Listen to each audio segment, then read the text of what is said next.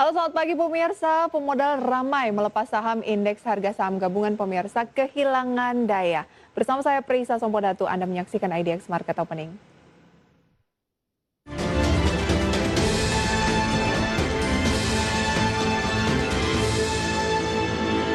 Kita awali pemirsa market opening pada pagi hari ini dengan mencermati informasi terlebih dahulu dari seputar pergerakan bursa dunia dalam kilas global berikut ini.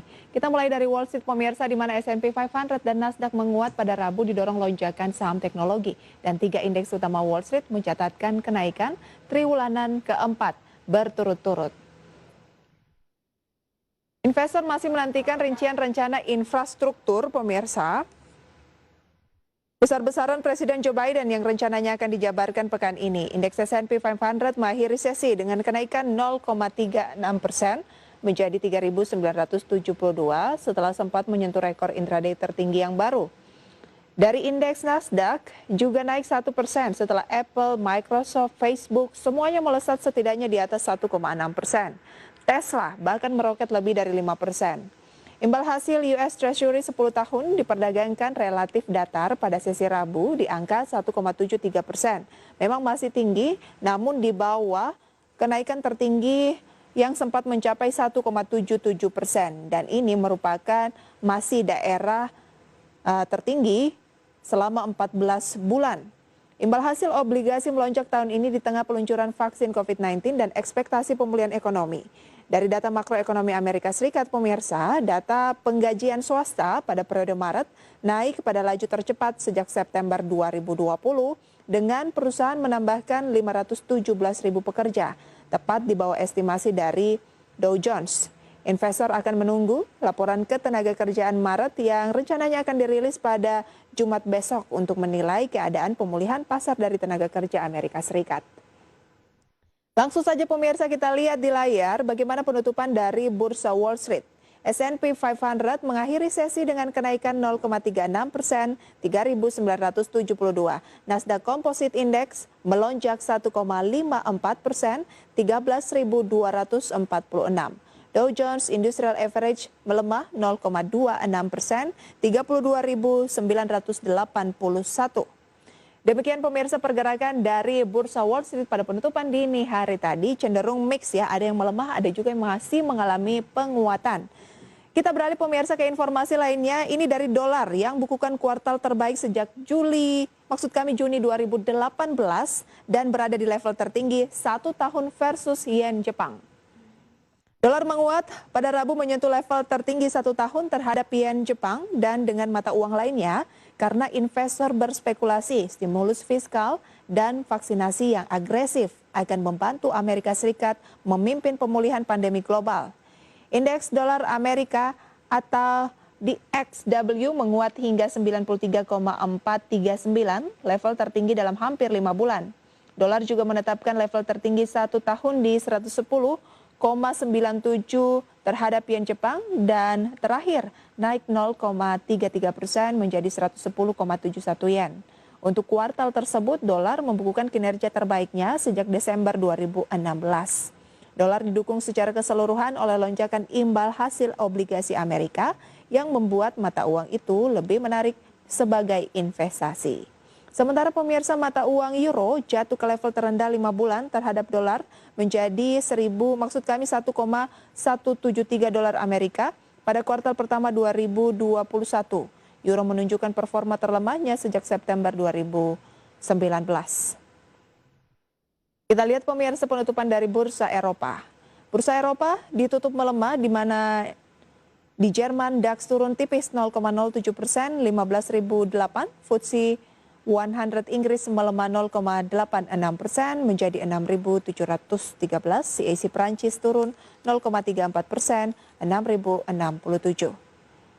Dari penutupan Bursa Eropa pemirsa kita beralih ke Bursa Asia, di mana bursa saham Asia juga melemah pada perdagangan hari Rabu kemarin. Tekanan pasar saham Asia terjadi di tengah tekanan naik pada imbal hasil obligasi karena investor menunggu rincian lebih lanjut tentang pengeluaran stimulus Amerika Serikat berikutnya. Dolar memperpanjang kenaikan karena menutup kuartal terbaiknya dalam 1 tahun. Investor juga mengamati jalannya rebound pertumbuhan Amerika Serikat dan kemungkinan dampaknya terhadap inflasi di tengah kekhawatiran bahwa kenaikan baru dalam imbal hasil obligasi dapat menghantam beberapa saham. Investor juga menantikan data dari Dana Moneter Internasional yang akan meningkatkan perkiraan pertumbuhan ekonomi global minggu depan. Semua indeks utama Asia mengalami tekanan. Sementara data resmi yang dirilis aktivitas pabrikan Cina periode Maret melaju lebih cepat dari perkiraan. PMI China ke level 51,9 poin, artinya di atas level 50 ada perbaikan begitu ya, dan lebih tinggi dari perkiraan pada para analis sebesar 51 poin. MSCI Asia Pacific Index pemirsa tidak termasuk pasar Jepang melemah 0,3%. Bagaimana pembukaan dari Bursa Asia pada pagi hari ini pemirsa dapat Anda saksikan selengkapnya di layar televisi Anda. Ini dia data-data dari Bursa Asia pemirsa ya. Ada pembukaan dari Nikkei Jepang, kemudian juga dari Kospi Korea Selatan, penutupan dari Hang Seng dan juga Straits Times Singapura. Sejauh mana ini juga akan mempengaruhi pergerakan dari indeks harga saham gabungan pada pembukaan pagi hari ini. Kita langsung saja untuk mereview pergerakan dari indeks harga saham gabungan di perdagangan kemarin, di mana pemirsa pemodal ramai melepas saham di Bursa Efek Indonesia. IHSG kehilangan daya.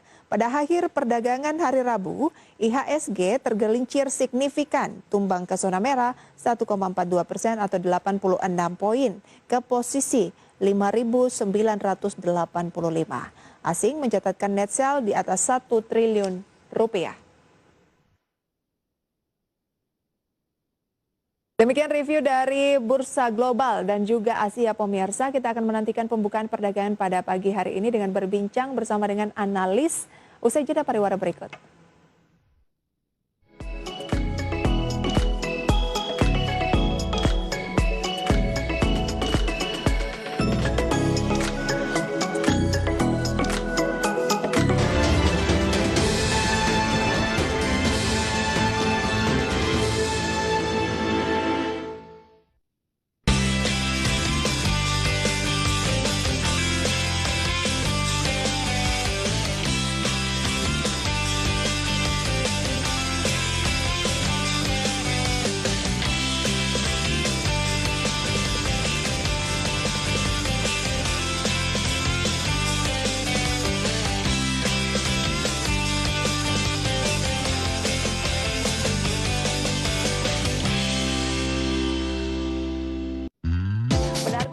Transisi ke energi baru dan terbarukan tidak membuat industri energi fosil lantas surut. Seperti apa dampaknya terhadap sektor migas? Turunnya atau rendahnya harga minyak dan gas yang sangat drastis turunnya, adanya pandemi yang membuat terbatasnya pergerakan. Langkah yang dilakukan apa nih Pak? Hingga hari ini saya kira Brent hari ini sekitar 55. Ini sesuatu yang positif untuk industri yang itu kira.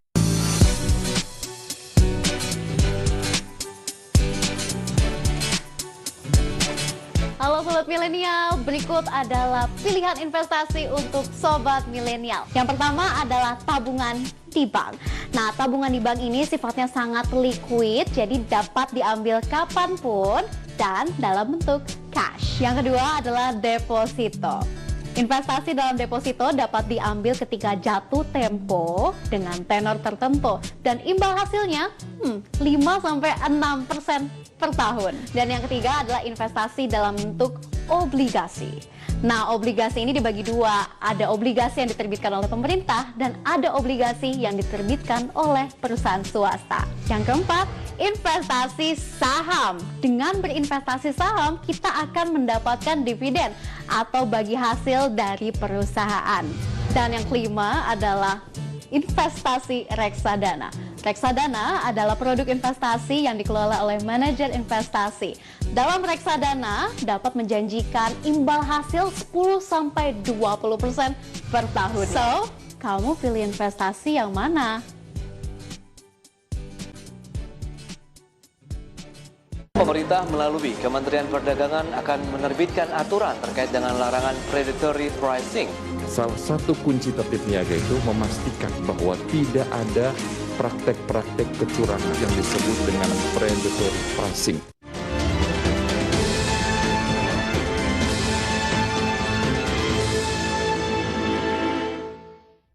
Terima kasih pemirsa, Anda masih dalam IDX Market Opening. Pekan ini memang menjadi pekan terberat bagi indeks harga saham gabungan atau IHSG. Aksi jual investor asing maupun domestik membuat indeks turun hingga ke level terendah dalam 1 bulan terakhir di 5.892,65.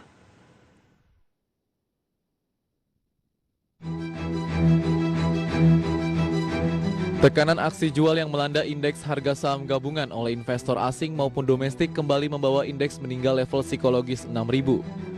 Kinerja indeks pada penutupan perdagangan Rabu kemarin turun hingga 1,42% di level 5.985,52. Bahkan indeks sempat mencatatkan level penurunan paling anjlok dalam 1 bulan terakhir, yaitu 5.892,65 atau turun 5,88%. Sedangkan dalam pekan ini IHSG mengalami tekanan jual selama 3 hari berturut-turut. Awal pekan, indeks melemah 0,46% di level 6.166,82.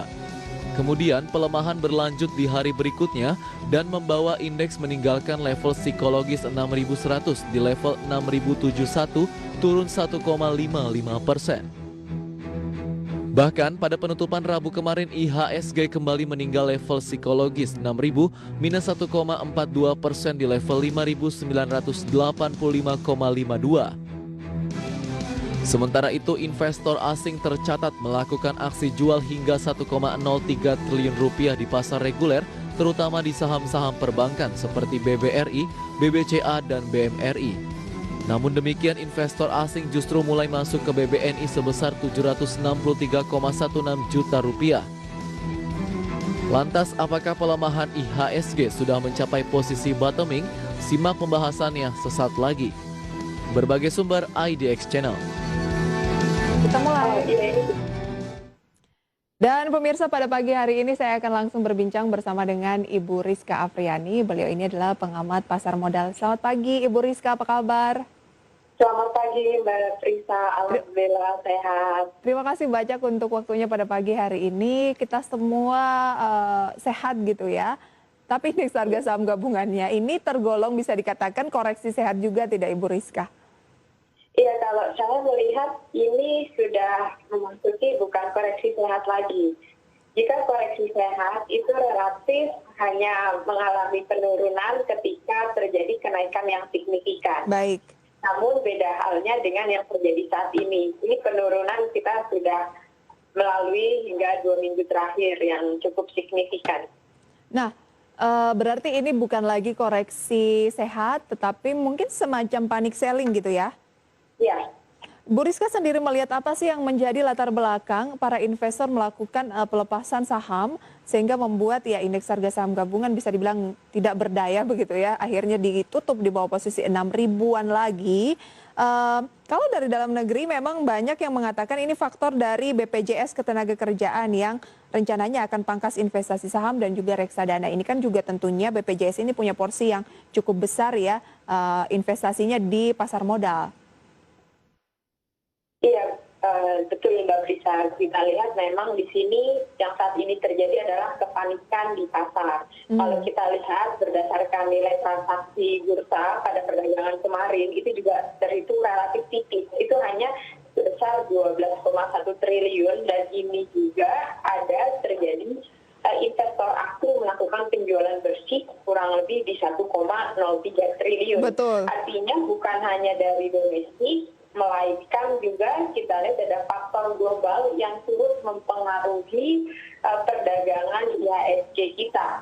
Nah, berbicara mengenai BPJS Ketenagakerjaan, betul memang BPJS Ketenagakerjaan ini memiliki porsi yang cukup besar juga di pasar saham kita, di mana dari porsi BPJS sendiri itu ada 23,9%, itu ada di reksadana saham ya dan saham.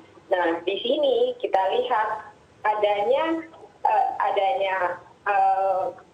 disampaikan wacana mengenai pengurangan investasi saham dan reksadana BPJS Ketenagakerjaan. Ini turut berimbas kepada saham-saham blue chip kita yang memang pada perdagangan kemarin juga mengalami penurunan yang signifikan. Kita lihat dari segi yang market cap-nya paling besar seperti halnya Nia yang menjadi leading index biasanya seperti BBCA mengalami penurunan sebesar 2,81%, BBRI sampai di atas 2% juga, begitupun juga dengan BMRI. Jadi memang ini sangat diperhatikan oleh pelaku pasar.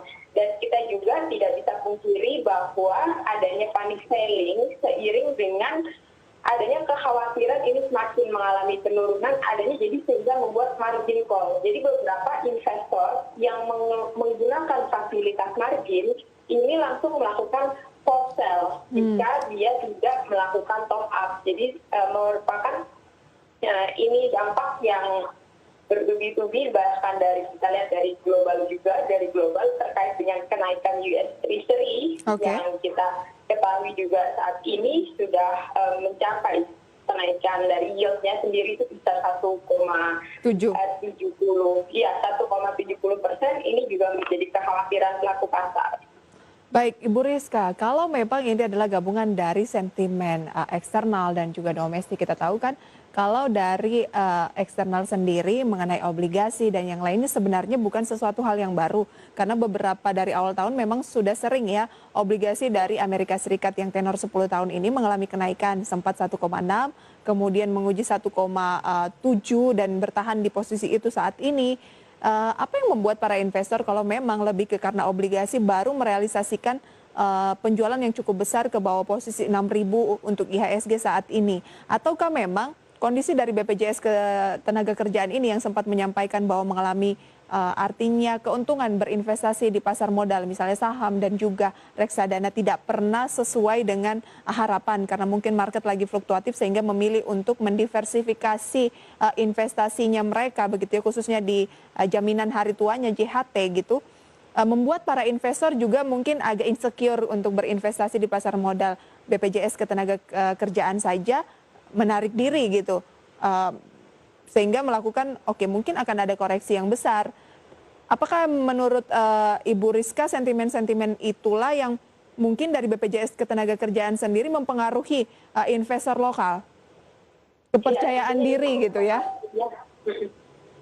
Iya, itu mempengaruhi pertimbangan dari investor lokal. Investor lokal kan saat ini kita lihat mereka lebih prefer kepada saham-saham yang blue chip. Ini berbeda halnya dengan trader. Memang kalau trader lebih ke saham yang second liner, third liner. Tapi kalau kita lihat untuk investor sendiri itu lebih memperhatikan saham-saham blue chip. Dan saham-saham blue chip di sini kalau misalnya kita lihat ini kan sudah mengalami penurunan dalam kurang lebih 2 pekan terakhir ini. Jadi ini merupakan sebuah kekhawatiran apakah ini penurunan masih akan berlanjut atau tidak. Terlebih juga memang kalau dari US sendiri bukan hanya dari obligasi yield US Treasury-nya yang terus mengalami kenaikan, namun saya lihat lebih luas dari itu daripada pertumbuhan ekonomi AS yang memang diperkirakan akan tumbuh lebih cepat. Jadi itu juga yang membuat capital outflow.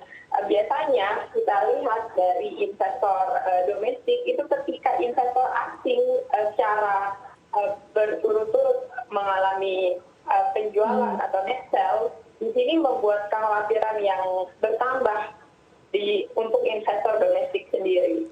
Baik. Fluktuasi dari market memang itu sering terjadi. Pelemahan pun di atas 1% bukan kali ini saja dialami oleh indeks harga saham gabungan dalam beberapa periode terakhir begitu ya. Bahkan pernah lebih dalam karena pandemi di tahun 2020 lalu. Tetapi kalau memang ini adalah kesempatan untuk merealisasikan keuntungan terlebih dahulu, ada sentimen kemudian ya ini untuk kita jual aja dulu karena memang peluang indeks memang tampaknya masih akan turun dulu. Kira-kira batasan terkuat support dari indeks harga saham gabungan ini, apakah masih di 5.800-an? Iya, untuk batasan support sendiri, nanti ketika IHSG sudah melewati batas 5.800, karena sebenarnya gini Mbak, pada level IHSG sudah tertembus di bawah 6.000, ini sudah mempengaruhi psikologis market. Ketika IHSG tidak mampu untuk kembali di atas level 6.000, ini biasanya akan terus mengalami penurunan dengan level support-supportnya memang di 5.800. Jika terjadi hal tersebut, maka yang baiknya kita lakukan, kita mengakumulasikan keuntungan dulu, kita likuidasi beberapa saham dan kita masuk kembali kepada saham-saham ketika mengalami penurunan yang lanjutan. Jadi kita lebih ambil ke buy on weakness nantinya. Buy on weakness ya. Sudah melemah lebih dari 1%, belum direkomendasikan buy on weakness sekarang, masih ada peluang potensi pelemahan lebih lanjut untuk indeks harga saham gabungan dan saham-sahamnya. Ya, kalau untuk hari ini saya malah melihat ada potensi technical rebound. Jadi untuk level, walaupun pergerakannya memang relatif terbatas, di support 5.921 dengan resisten di 6.020. Kenapa ada potensi technical rebound juga? Ketika kita lihat data yang telah rilis, di mana dari sisi activity manufacture PMI pada bulan Maret di Indonesia itu mengalami kenaikan.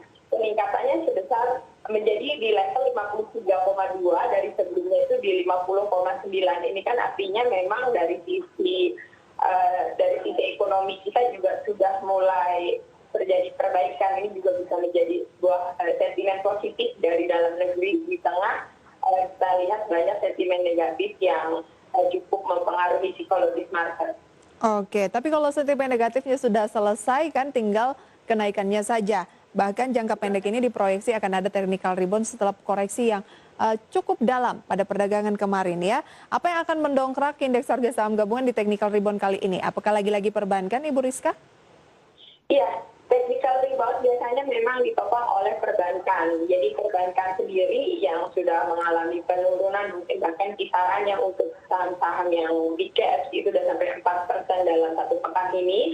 Itu biasanya juga melakukan technical rebound tadi seperti yang saya sampaikan sebelumnya untuk saham perbankan BBCA, BMRI, BBRI itu kan penurunan pada perdagangan kemarin saja sudah mengalami penurunan 2,2%. Nah, ini sebenarnya nanti akan disikapi oleh investor bahwa mereka yang menunggu-nunggu saham misalnya BBCA telah ditunggu di level 31.000, setelah sebelumnya kan kita tahu di awal tahun ini juga sudah sempat menyentuh level 34.000 ya. Jadi ini merupakan suatu hal yang positif juga buat market yang mulai mau melakukan koleksi atau akumulasi beli dengan buy on weakness. Jadi ini bisa membuat technical rebound pada perdagangan hari ini. Oke, manfaatkan technical rebound meskipun IHSG koreksi, kan masih ada ratusan saham yang kriterianya berbeda-beda, teknikalnya berbeda-beda, peluangnya pun ada yang menarik tentunya ya. Nanti akan kita bahas terkait dengan ada emiten update juga. Indosat kan di tengah IHSG justru mengalami penguatan kemarin berbalik arah, pemirsa justru naik 0,4%. Apakah cukup menarik juga untuk dicermati di tengah pelemahan IHSG? Kita jeda terlebih dahulu pemirsa dan juga Ibu Rizka. Kami akan segera kembali pemirsa usai pariwara berikut ini.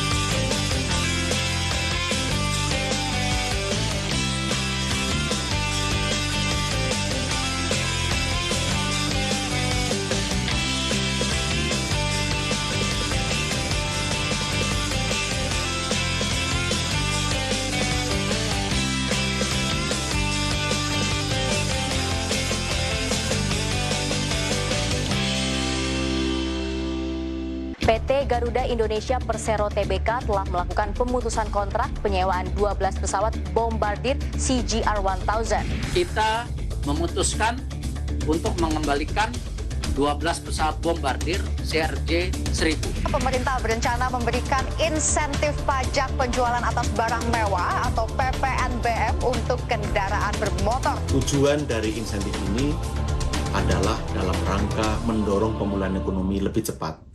Tebing tinggi Serbelawang Toll Road Constructions that connects Kuala Namu Airport and Tobel Lake is about to finish by 2021. Tol ini yang sampai ke Siantar akan selesai tahun ini. Indonesian Railways Company or KAI added 6 stations that provide GNOS C9 Tintas services. President Joko Widodo directly monitored the vaccination process. Semuanya akan divaksinasi.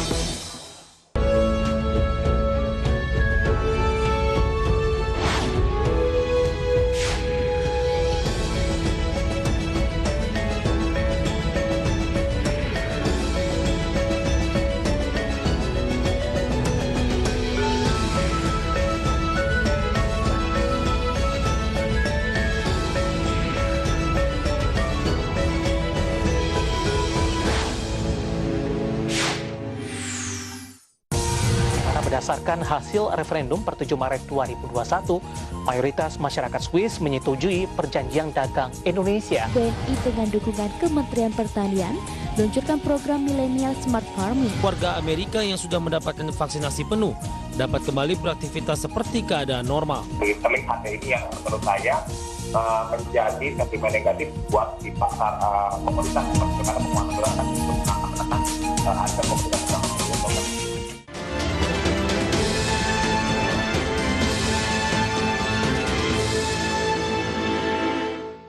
Terima kasih pemirsa, Anda kembali bersama kami dalam IDX Market Opening. Saya masih akan berbincang bersama dengan Ibu Rizka. Beliau ini adalah pengamat pasar modal, pemirsa ya.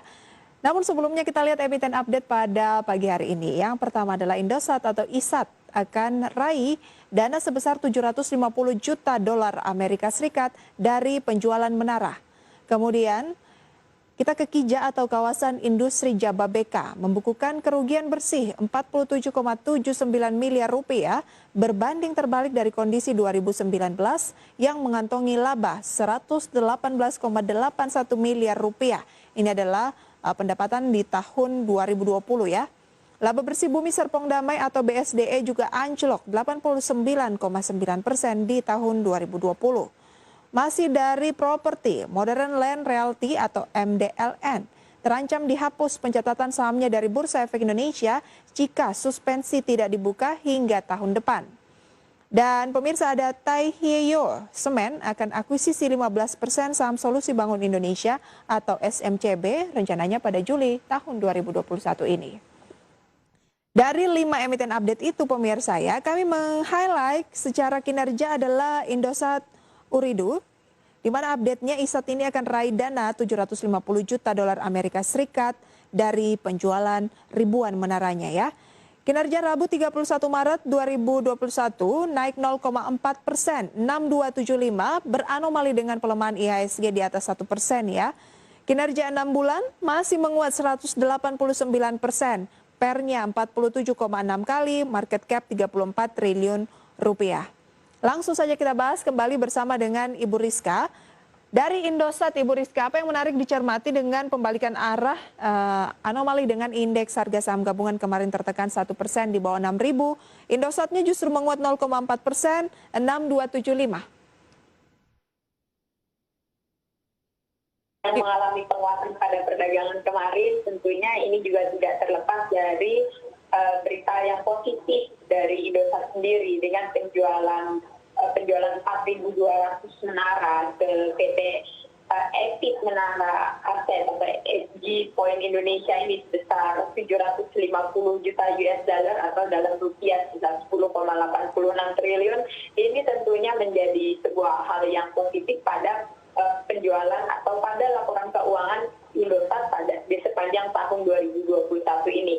Ketika kita memperhatikan laporan keuangan Indosat pada akhir tahun 2020 ini kan mengalami kerugian kurang lebih di 630 miliar rupiah. Itu salah satunya memang dari sisi keuntungan bersih atas penerima, tidak adanya keuntungan bersih dari jual dan sewa balik menara. Dan sementara di saat ini sudah terjadi jual beli dari menara sendiri. Ini kan dari menara yang sebesar 4.200, ini sistemnya adalah sell and lease back. Ketika dijual nanti Indosat sendiri yang akan melakukan penyewaannya, yang akan menjadi penyewanya juga. Jadi memang ini merupakan suatu hal yang baik karena dalam ke depan kita lihat fokus Indosat yang lebih besar dalam menghadirkan layanan digital seluler ini tentunya akan luar biasa bagi para pelanggan dari Indosat sendiri.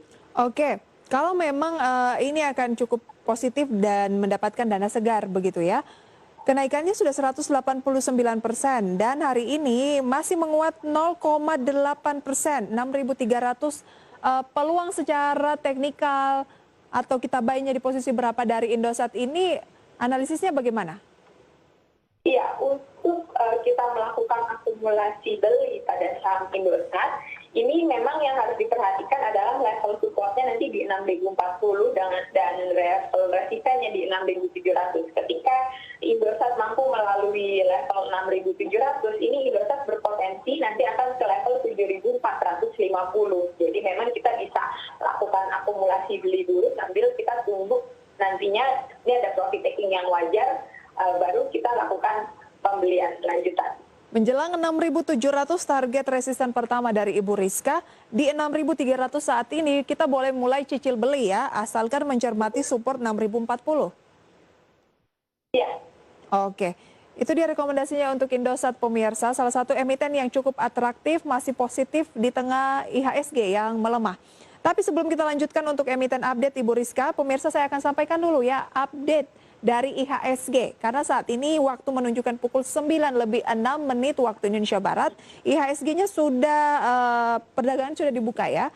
Cenderung berfluktuatif, bergerak agak liar dari pelemahan ke penguatan, dan saat ini adalah menguat untuk IHSG 0,36%, 21 poin ke 6.006. Kembali ke atas posisi 6.000-an lagi, seperti yang Ibu Rizka tadi bilang ya. Ada potensi technical rebound dulu untuk IHSG karena pelemahan yang berlangsung kemarin. Tetapi kalau ditarik garis atau time frame lebih panjang, tren secara jangka menengah untuk IHSG apakah memang masih menguat atau bagaimana? Iya, sebenarnya kalau dilihat dari time frame jangka panjang, saya melihat potensi penguatan ini masih ada. Jadi yang saat ini terjadi kan lebih banyak kita net sell asing yang membuat panic selling. Tapi kita kembali lagi di tahun 2020 itu walaupun sempat terjadi panic selling atau di sini net sell asing, tapi dari domestik kita juga cukup bertahan. Iklim dari investasi di Indonesia sendiri ini sebenarnya masih cukup baik. Jadi saya lihat sepanjang ekonomi kita ini terus membaik dengan adanya vaksin juga semakin berjalan dengan cepat, kemudian juga herd immunity ini akan terbentuk, maka roda perekonomian kita menjadi lebih baik di tahun ini bisa menjadi movers dari pergerakan IHSG sendiri. Jadi bukan hanya kita berpaku kepada eksternal, walaupun misalnya kita lihat ya BPJS tenaga kerjaan akan mengurangi porsi investasinya, namun kita juga lihat bahwa sebenarnya banyak juga industri-industri lain atau institusi lain yang masih tertarik untuk melakukan investasi di pasar modal. Oke, IHSG di tengah pandemi saja masih bisa perform gitu ya, banyak saham yang justru mencatatkan rekor. Dan kalau kita review lagi IHSG 6 bulan terakhir, sebenarnya ini masih naik 19,23%. Apalagi ketika pandemi sudah berangsur-angsur mulai berkurang gitu ya, dengan kondisi vaksin, meskipun memang banyak hambatan juga di sana seperti embargo dari India. Tapi kan ketika itu bisa berlalu nantinya, ya jangan sampai kita kehilangan kesempatan untuk membeli di harga bawah ya Ibu Rizka ya.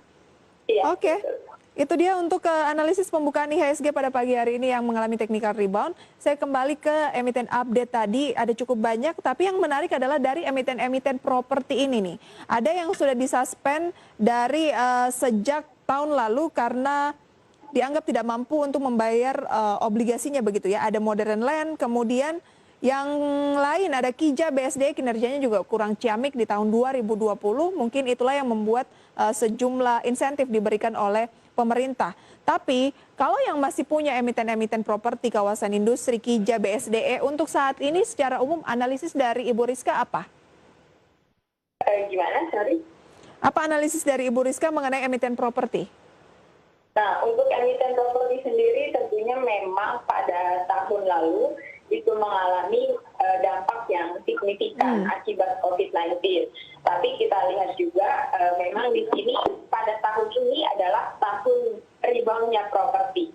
Jadi banyaknya stimulus yang diberikan oleh pemerintah, seperti halnya dari sisi suku bunga rendah, kemudian juga kita lihat dari kemarin penghapusan pajak atas rumah dan apartemen di bawah nilai 2 miliar itu juga menjadi sebuah stimulus buat market ya.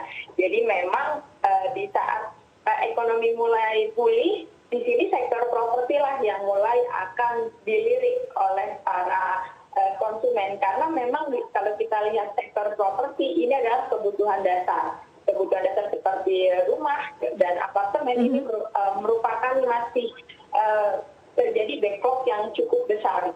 Jadi memang supply-nya juga masih cukup menarik untuk diminati oleh konsumen. Dan kita lihat tadi berbicara emiten-emiten yang tadi sudah disampaikan oleh Mbak Risa, seperti halnya emiten Kija walaupun mengalami penurunan atau rugi pada tahun 2020, namun ketika kita lihat dari sisi pendapatannya sendiri, Kija itu pendapatannya masih mengalami kenaikan dari sebelumnya 2,2 triliun, tahun ini masih mencatatkan sebesar 2,3 triliun. Artinya penjualan di sini juga di tengah pandemi masih cukup bertahan, malah ini lebih baik saya lihat. Ini kan penjualan yang dilakukan banyaknya, mulai dari penjualan tanah matang, kontribusi terbesarnya, kemudian juga, ya. Boleh dibuy saat ini emiten-emiten properti kayaknya kompak menguat nih, Bu. Iya, boleh dibuy untuk emiten properti. Kita bisa lakukan buy untuk tadi beberapa emiten yang sudah disampaikan oleh Mbak Risa yang untuk kita bahas pada highlight hari ini, seperti halnya Kija dan BSBE. Paling tidak setahun ya investasi di saham properti ini. Karena kan dengan pemulihan ekonomi harusnya properti juga kembali ikut bangkit karena belum mengalami penguatan yang cukup signifikan ya. Anda bisa cermati pemirsa, emiten-emiten properti mana yang tampaknya menarik untuk Anda buy karena rata-rata menguat pada pagi hari ini. Kita lanjutkan untuk saham pilihan nanti. Ibu Rizka, kita jeda terlebih dahulu. Kami akan segera kembali pemirsa usai pariwara berikut.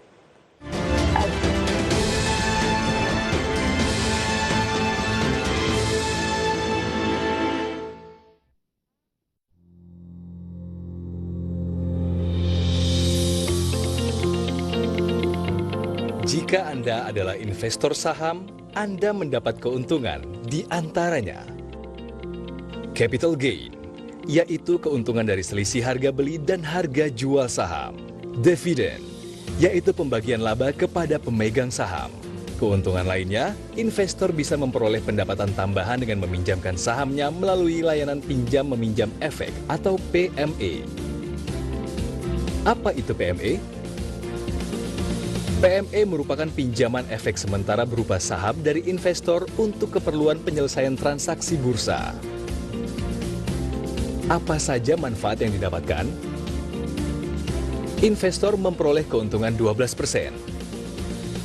Investor tetap dapat menerima dana sebagai pengganti dividen jika ada pembagian dividen saat sahamnya sedang dipinjamkan. Pendapatan yang diterima investor dari layanan PME dapat digunakan untuk membayar biaya penyimpanan saham.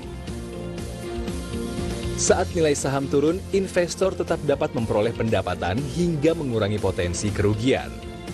Dan yang terpenting, KPEI menjamin pengembalian saham yang dipinjamkan sesuai waktu yang telah ditentukan. Menarik bukan? Prosesnya sangat sederhana. Investor cukup menghubungi perusahaan sekuritas dan menandatangani formulir perjanjian PME. Selanjutnya, jika terdapat kebutuhan penyelesaian transaksi bursa oleh peminjam, saham yang akan dipinjamkan diserahkan kepada KPEI melalui perusahaan sekuritas.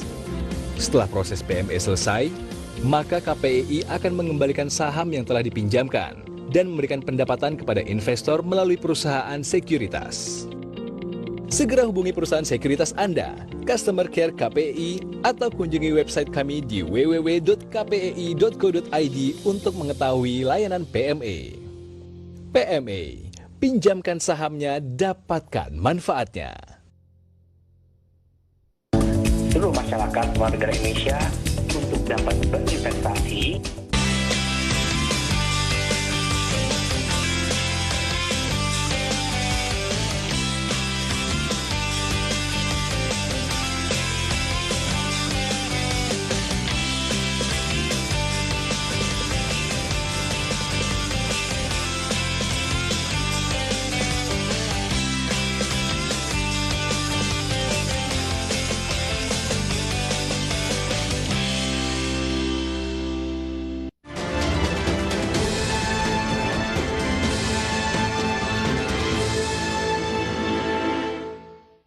Masih akan berbincang pemirsa bersama dengan Ibu Rizka Afriani, pengamat pasar modal. Saham pilihannya apa saja di tengah rebound dari indeks harga saham gabungan? kembali di posisi 6.000 pada pagi hari ini. Berikut ini pemirsa, ada 4 ya yang sudah kami rangkum dalam grafis. INKP direkomendasikan buy on weakness dengan support 10.250, resisten 11.500. ICBP support 8.800, resisten 9.400, juga direkomendasikan buy on weakness atau beli di harga bawah. Telkom direkomendasikan beli dengan support 3.380, resisten 3.490, dan BBCA support 30.500, resisten 31.875, direkomendasikan beli. Kita mulai dari INKP terlebih dahulu, Ibu Rizka. Mengapa buy on weakness? Iya, melihat INKP itu kemarin pada perdagangan kemarin mengalami penurunan yang cukup signifikan ARB malah ya. Namun saya lihat di sini potensi untuk INKP ini masih cukup menarik, sehingga tadi saya sarankan untuk lebih ke buy on weakness karena antisipasi penurunan yang lebih lanjut. Tapi kita lihat pada perdagangan hari ini juga di pembukaan INKP 10.450 dan saat ini sudah mencapai 10.725 atau mengalami penguatan 2,63%. Ini juga masih menjadi suatu momentum yang menarik, sehingga nanti kita beli untuk INKP kita bisa antri di kisaran 10.600 sampai dengan 10.650. Oke, menarik ya. Bagi Anda pemirsa yang agak nggak pede nih membeli saham yang turun, biasanya kalau merah takutnya turun lagi. Nah, ini ada saham yang menguat yang masih direkomendasikan juga dari Ibu Rizka. INKP sekarang 10.700, tapi ya kalau bisa sih belinya di 10.600-an aja gitu ya Bu ya. Iya, betul. Targetnya berapa nih Bu? Karena kenaikan sudah 2,39% lagi, baru sekitar 17 menit pembukaan perdagangan sesi 1.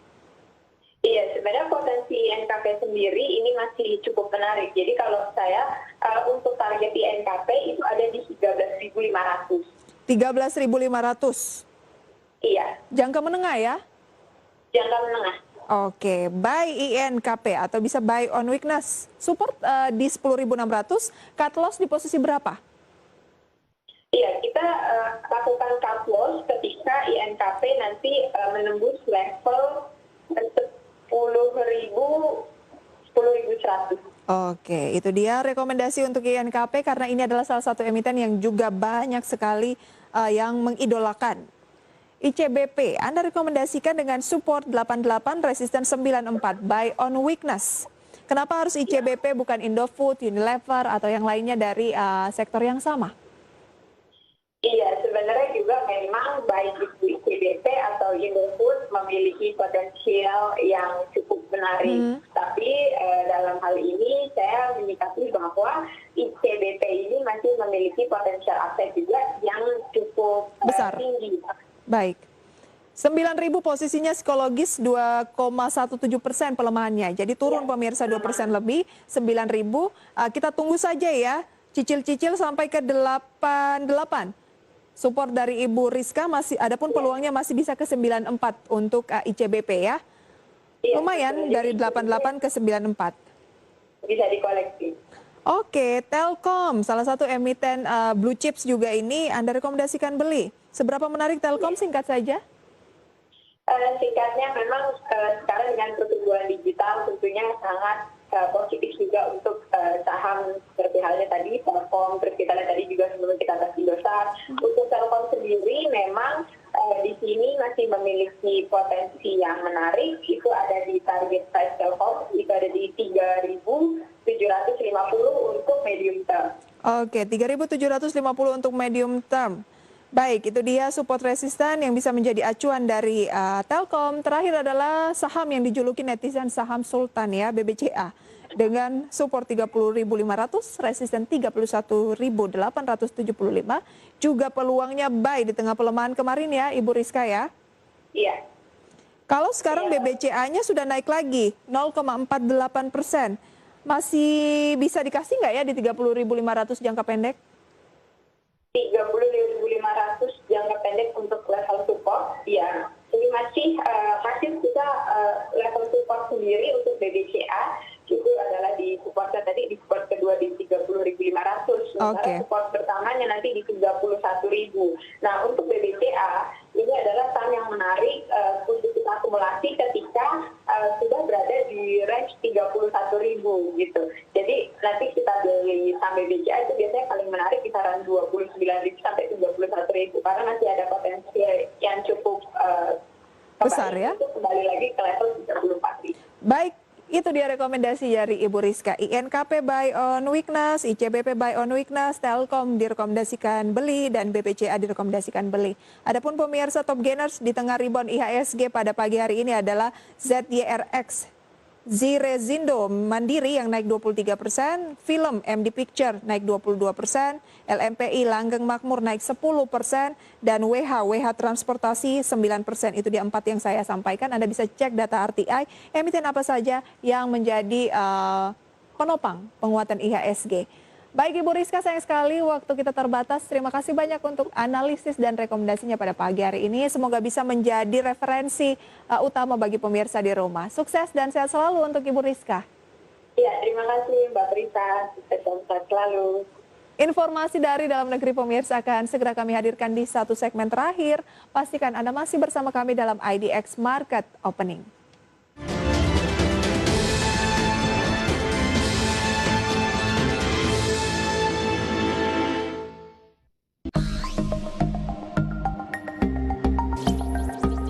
Merancang masa depan harus dimulai sejak dini dengan investasi yang tepat.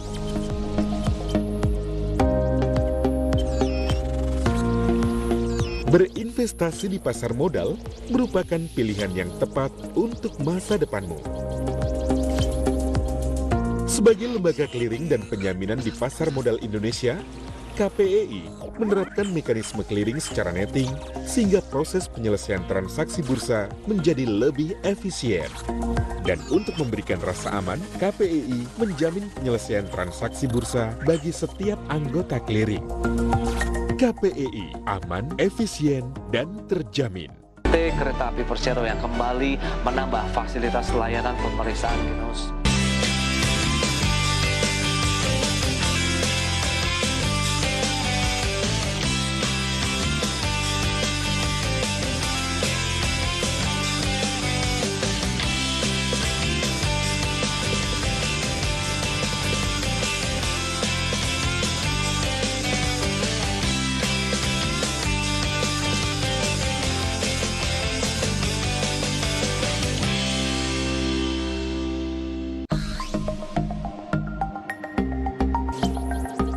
Merancang masa depan harus dimulai sejak dini dengan investasi yang tepat.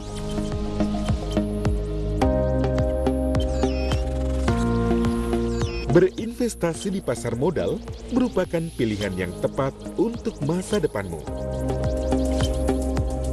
Sebagai lembaga clearing dan penyaminan di pasar modal Indonesia, KPEI menerapkan mekanisme clearing secara netting sehingga proses penyelesaian transaksi bursa menjadi lebih efisien.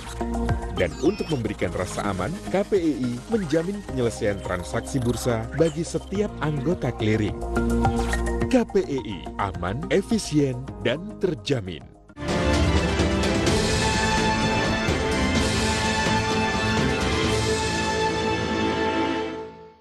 Terima kasih pemirsa, Anda kembali bersama kami dalam IDX Market Opening. Pengamat energi Universitas Gadjah Mada Fahmi Radi mengaku bahwa khawatir pasokan BBM untuk wilayah Jabodetabek dan sekitarnya akan terganggu akibat terbakarnya kilang minyak milik Pertamina di Balongan beberapa waktu yang lalu di Jawa Barat. Untuk menutupi kekhawatiran tersebut, salah satu upaya yang dinilai harus dilakukan oleh Pertamina ialah dengan melakukan ataupun memperbesar impor BBM.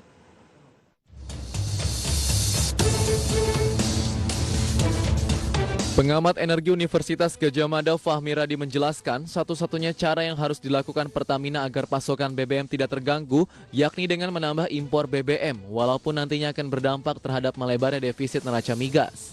Pasalnya menurut Radi, kilang yang dimiliki Pertamina selama ini tidak memenuhi kapasitas dan kilang yang ada usianya sudah cukup tua, sehingga ia tidak yakin kalau kilang tersebut bisa memenuhi kuota untuk mendistribusikan BBM ke wilayah Jabodetabek dan sekitarnya. Selain itu, kilang minyak yang ada di Balongan, Indramayu, Jawa Barat ini berkontribusi sebesar 17% terhadap pasokan BBM secara nasional. Fahmi menambahkan, kedepannya Pertamina harus memiliki sistem pengamanan untuk kilang minyak yang berstandar internasional agar kejadian terbakar kilang tidak terulang kembali. Kalau kemudian dia mengganti pasokan untuk Balongan, saya kira ini tidak memungkinkan. Satu-satunya yang bisa dilakukan oleh Pertamina adalah memperbesar impor BBM tadi. Dari Jakarta, Gilang Praditya, IDX Channel. Sementara itu pemirsa, pemerintah terus mendorong pemanfaatan CO firing biomasa untuk mengurangi energi fosil terutama batu bara yang saat ini masih dominan. CO firing biomasa ini digunakan dengan memanfaatkan pelet olahan sampah organik yang telah diproses dan menargetkan 52 pembangkit listrik tenaga uap dapat menggunakan pelet sampah. Perusahaan listrik negara melalui Indonesia Power terus menggenjot penggunaan co-firing biomasa pada pembangkit listrik tenaga uap. Setelah dilakukan pada 4 PLTU, tahun ini Indonesia menargetkan penggunaan co-firing dengan bahan bakar sampah yang diubah menjadi pelet pada 52 PLTU yang ada di Indonesia. Direktur Utama Indonesia Power Asin Sidki menyebutkan, dengan menggunakan sumber energi nabati berupa pelet, pihaknya terus menggenjot operasional tempat olah sampah sungai, di mana sampah yang berasal dari sungai hingga sampai rumah tangga diolah hingga menghasilkan energi berupa pelet dengan kebutuhan per tahun mencapai 2,3 juta ton. Pelet inilah yang digunakan untuk uji coba co-firing di sejumlah PLTU. Firing merupakan proses penambahan biomasa sebagai bahan bakar campuran batu bara di PLTU, di mana 52 PLTU akan tersebar di beberapa lokasi mulai dari Sumatera, Jawa, Kalimantan, Bali, Nusa Tenggara, Sulawesi, Maluku, hingga Papua. Dengan menggunakan pelet ini dipandang tak hanya membuat lingkungan terawat, melainkan dapat melakukan penghematan operasional PLTU hingga 15%. Ini adalah batu bara, kandungannya sama ini. Cuma memang dari nabati, kebetulan ini kita mengambilnya dari sampah dari sungai di Ciliwung. Jadinya seperti ini. Ini nilai kalori 3.000 sampai 4.000. Jadi sudah siap untuk dibakar sebagai co-firing di PLTU di seluruh Indonesia. Jadi kami sudah komersial di 4 lokasi. Nah, salah satu yang di Indonesia Power adalah di Suralaya dan di Lombok Jeranjang. Nah, tentu ini bahan bakar yang sangat bisa mudah diperoleh dari kota-kota besar, dari desa-desa, termasuk dari sungai. Jadi ini akan direplikasi di seluruh Indonesia. Dari Jakarta, Ade Firmansyah, IDX Channel.